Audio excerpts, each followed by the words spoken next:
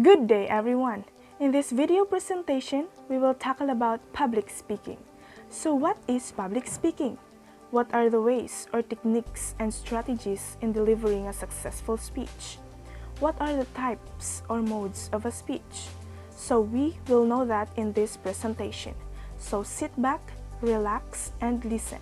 I will first present what are the techniques and strategies in delivering the speech, and by the way, I am your presenter, Fredelyn. So, first and for all, public speaking is the act of performing a speech to a live audience in a structured manner, in order to inform, entertain, and persuade them. There are many aspects to public speaking, from picking a topic and writing a speech, to answering questions from the audience.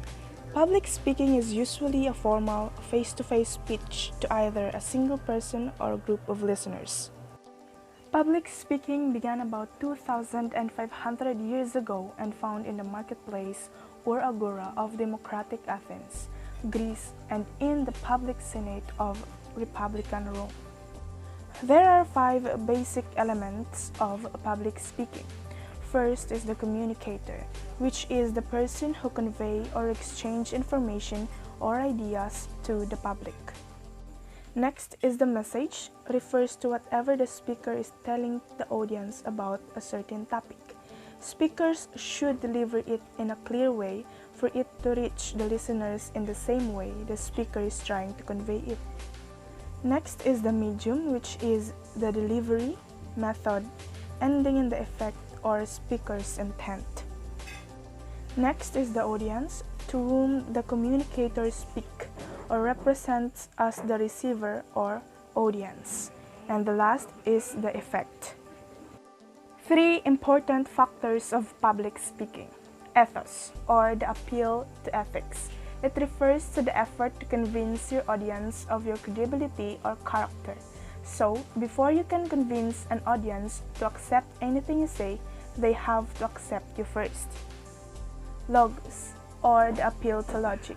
It is the effort to convince your audience by using logic reason. Pathos, or the appeal to emotions. It is the effort to persuade your audience by making an appeal to their feelings. Cicero's 5 canons of rhetoric. Invention, developing the ideas. Next, arrangement, creation of the structure. Style, the process of determining how to present an argument. Memory, the process of learning and memorizing the speech and making it natural. Delivery, effective use of voice and body. When we come to understand and apply these 5 canons of rhetoric, it will make our communication more effective. So here is the question, how to prepare public speech. So this is on how to write the speech. Write the way you talk. Write the body of the speech first. Begin with the main points, the main idea of your topic. Arrange them in logical order or sequence. Then write the introduction. Finally, write the conclusion. So these are the things that precedes writing a speech. First, meditate upon the topic, or study or think deeply about your topic. Second, get various dimensions of the topic through your own experience, famous scholars or books, websites, and discussions. As a speech is planned, consider the following. Purpose. What is the purpose of your speech? What do you want for the audience to know or learn about your speech? Next is the audience or receiver. And next is the occasion. Your speech should be connected to what occasion you will be speaking. If you can empathize with the audience, you will be able to plan a better speech. Of course, you must analyze the audience. Find out as much information as possible about the audience. Keep in mind the following 3 questions when analyzing your audience. First, to whom am I speaking? Second, what do I want them to know, believe, or do as a result of my speech? Third, what is the most effective way of composing or presenting my speech to accomplish my aim? Before writing your speech, make an outline first. It will help you recognize the speech strengths and weaknesses. It will help you organize and develop your ideas. It will help you save time when writing the speech. So this is the example of outline format. Main points are indicated by Roman numbers 1, 2, 3, and 4. Major subdivisions by capital letters A, B. Minor subheadings by Arabic numbers 1, 2. Further subdivisions by lowercase letters A, B, C, D. So this is how you frame your speech. First, title, and then introduction, and then body. First, main point, subpoint number 1, subpoint number 2, and then second main point, subpoint number 1, subpoint number 2, and then the conclusion. So the introduction must gain attention in the opening. It can be done by using quotations, telling a story, making a loud noise, telling a jokes, creating suspense, asking a question. Introduction must grab the attention of the audience, but it must also focus on the goal of the speech. Introduction should indicate your topic. Next is the body. Body should elaborate the subject, division of the subject, emphasize the changes between the divisions, put relevant examples to support your stand. Conclusion. The conclusion offers the speaker one last opportunity to remind the audience of the speech content. Summarize the main point. Use a story. Be humorous. Appeal can make an emotional impact. Give a statement of the conclusion or the main message. For the speech to be successful, you must practice the speech. Practice the time limits, the practice methods. In school classes and teachers, home and mirror, auditorium, civic organizations, or in the video camera. Things that need to practice: your smile, gestures, head and eyes, sincerity.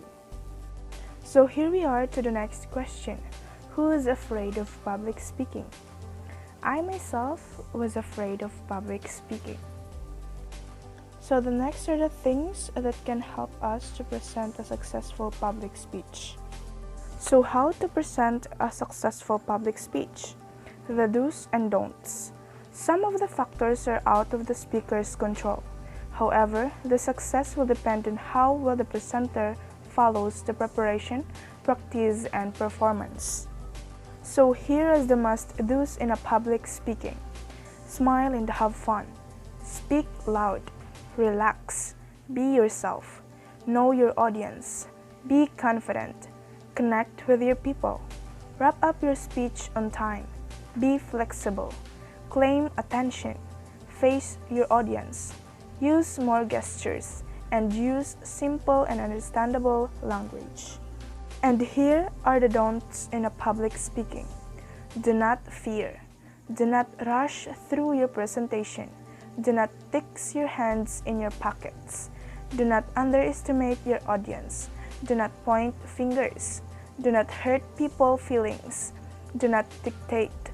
Avoid unbecoming language. Avoid the repetition of the words or phrase.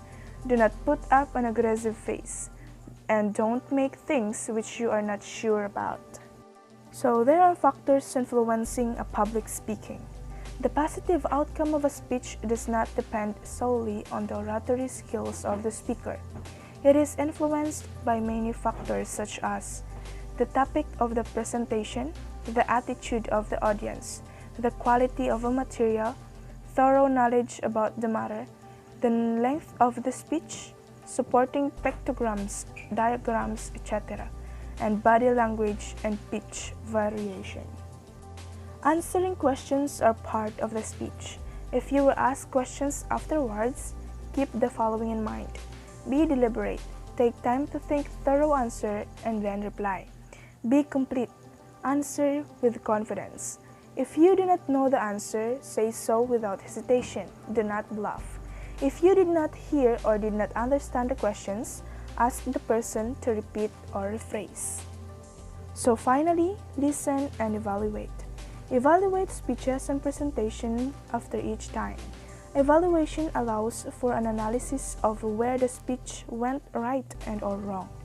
So the next coverage of this presentation is the different types of speeches according to purpose, delivery, and occasion. And this will be presented to us by Miss Alexie Gumawa. Whenever we see or hear people who are confident in speaking, we can't help but admire them. We simply say, "Wow, I wish I were like them." But some people are lucky to acquire to have a great speaking skill. Most of them have trained to become a great speaker. Do you want to be like them? But before we speak in front of many people, we need to know the different types of speeches. Different types of speeches according to purpose, delivery, and occasion. According to purpose, there are 4 basic types of speech. These are to inform, to instruct, to entertain, and to persuade. These are not mutually exclusive of one another. You may have several purposes in mind when giving your presentation. However, the principal purpose of a speech will generally fall into one of 4 basic types. Informative. This speech serves to provide interesting and useful information to your audience.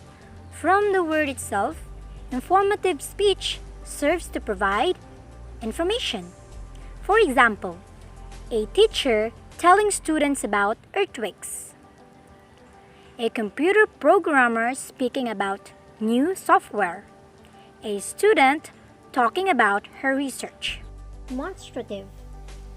This has many similarities with an informative speech, but a demonstrative speech also teaches you something. For example, how to start your own blog, how to bake a cake, how to write a speech. So, the main difference here is it includes a demonstration of how to do the things you're teaching. Persuasive. A persuasive speech works to convince people to change in some way on how they think, the way they do something, or to start doing something that they are not currently doing. For example, improve your health through better eating. Became an organ donor. Became a volunteer and changed the world. Entertaining. The after-dinner speech is a typical example of an entertaining speech. The speaker provides pleasure and enjoyment that make the audience laugh or identify with anecdotal information. For example, excuses for any occasion, explaining cricket to an American, things you don't know without the movies.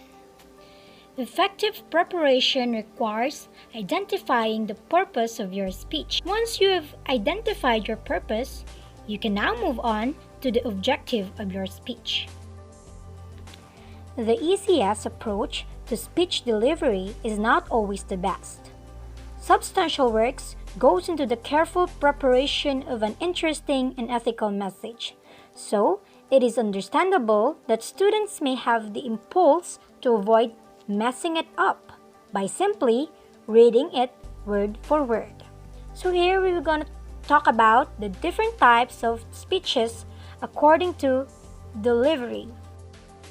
Impromptu speaking. The advantage of this kind of speaking is that it's spontaneous and responsive in an animated group context.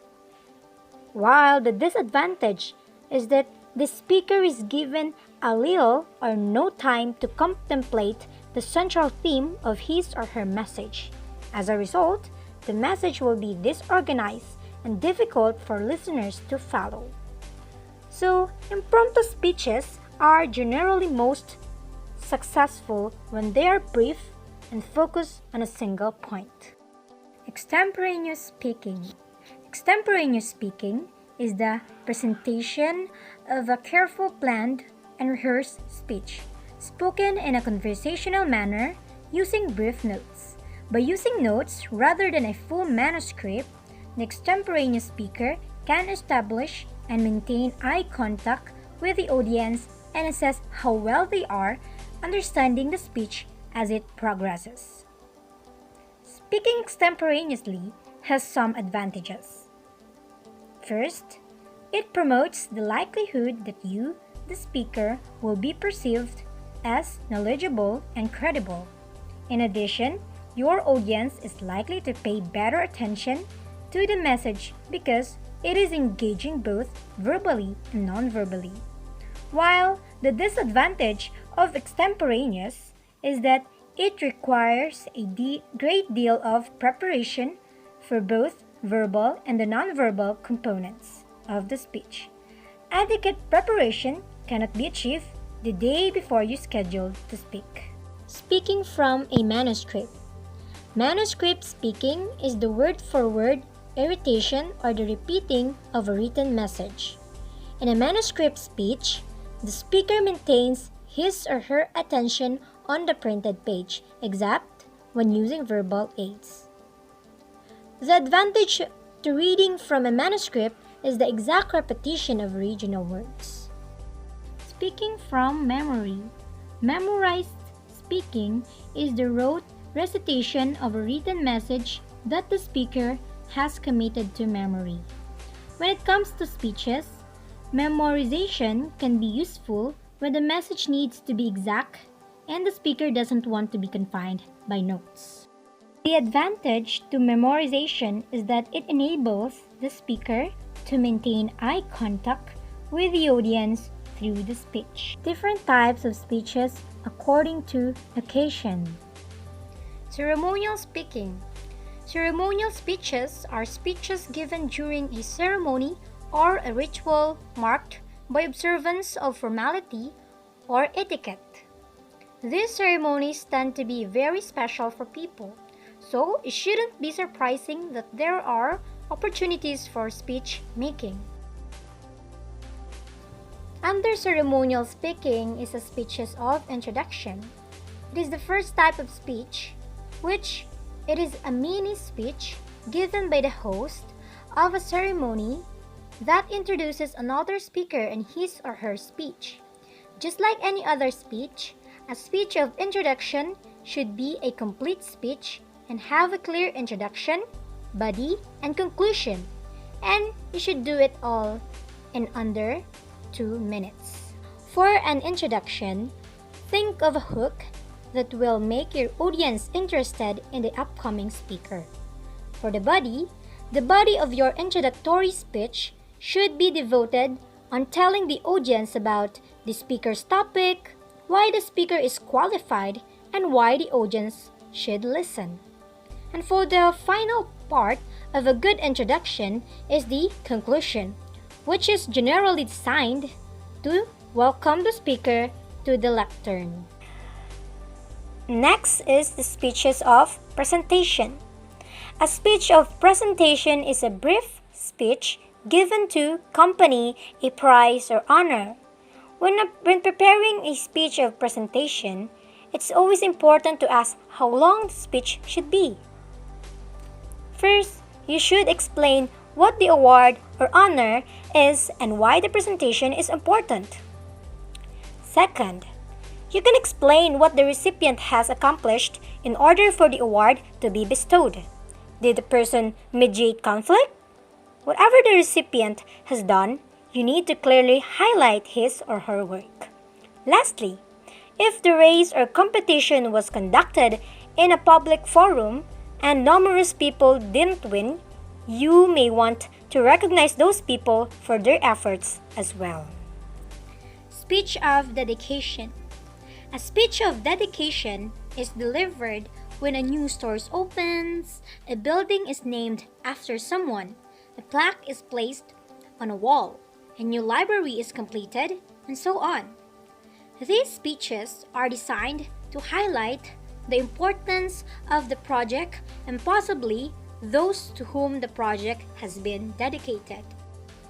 Fourth, toasts.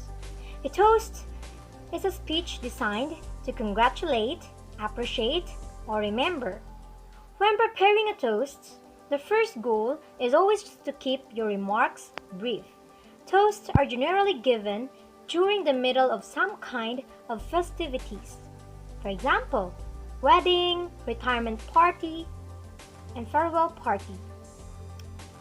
First, toasts can be delivered for the purpose of congratulating someone for an honor, a new job, or getting married.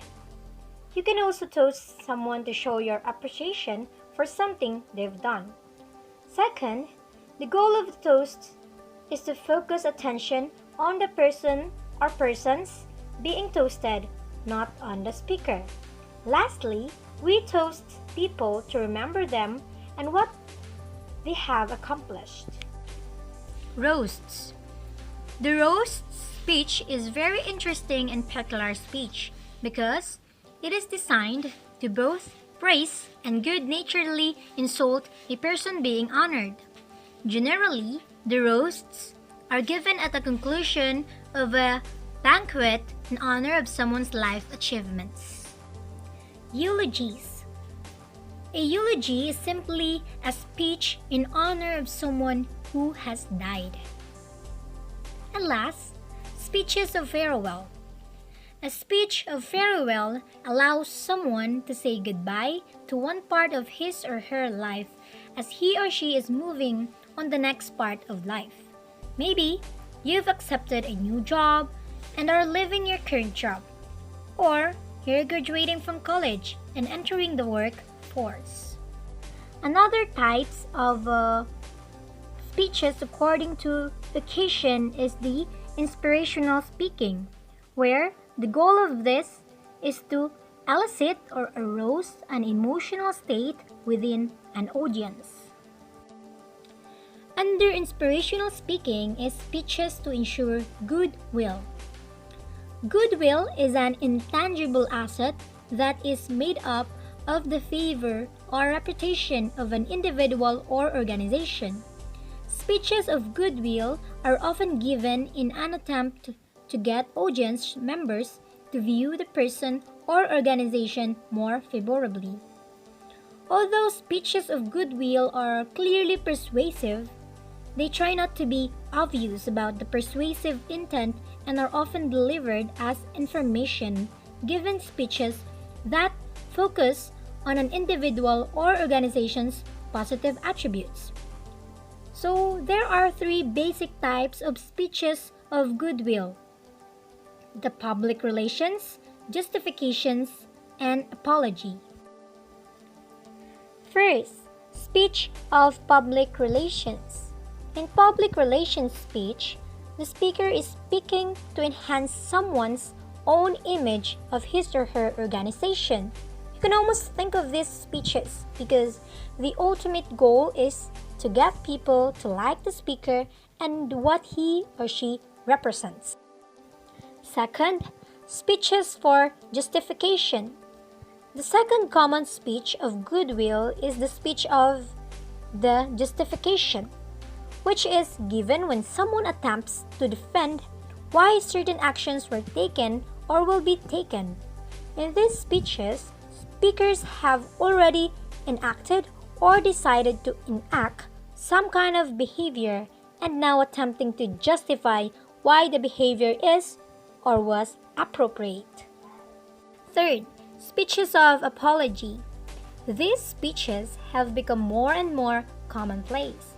Every time we turn around, a politician, professional athlete, musician, or actor or actress is doing something reprehensible and getting caught. In fact, the speech of apology has quickly become a fodder for humor as well.